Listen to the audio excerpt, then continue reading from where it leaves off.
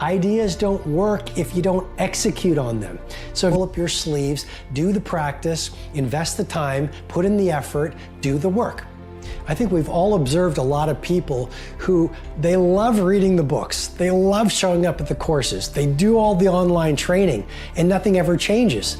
We're built for struggle, us human beings. You're not after the bubbles of bliss that Dostoevsky described in Notes from Underground. We're built to contend with the world. We're built to contend with reality. You want a challenge, and the best way that you can take on a challenge, because a challenge fortifies you. So you don't want to be secure, you want to be strong. And you get strong by taking on optimal challenges. And so you lay out your destiny in the world, and you take the slings and arrows of fate, and you make yourself stronger while you're doing so. And you might fail, and fortune might do you in, but it's your best bet.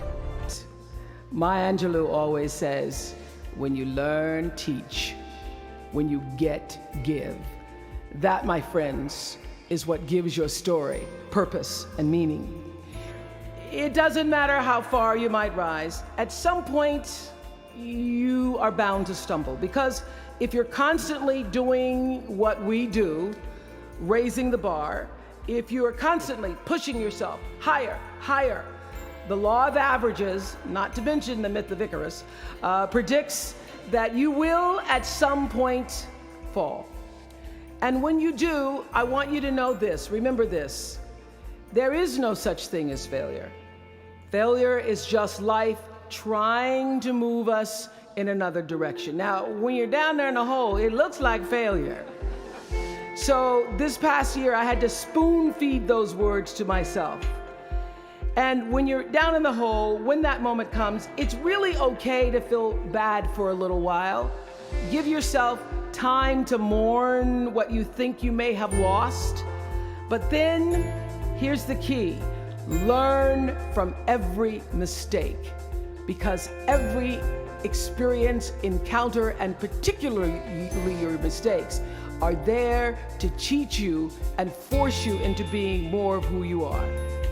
And then figure out what is the next right move. And the key to life is to develop an internal, moral, emotional GPS that can tell you which way to go. But the challenge of life, I have found, is to build a resume that doesn't simply tell a story about what you want to be, but it's a story about who you want to be. It's a resume that doesn't just tell a story about what you want to accomplish, but why.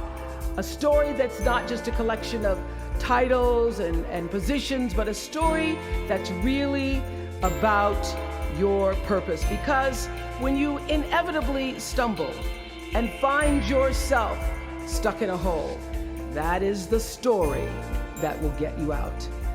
What is your true calling? What is your dharma? What is your purpose? From time to time, you may stumble, fall. You will for sure count on this. No doubt. You will have questions and you will have doubts about your path.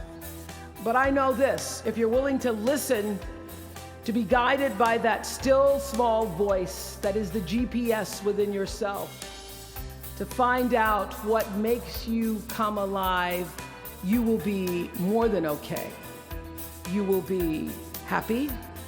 You will be successful. But no matter what challenges or setbacks or disappointments you may encounter along the way, you will find true success and happiness if you have only one goal. There really is only one, and that is this: to fulfill the highest, most truthful expression of yourself as a human being. You want to max out your humanity by using your energy to lift yourself up, your family, and the people around you.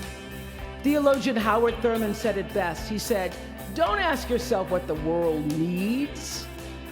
Ask yourself what makes you come alive, and then go do that.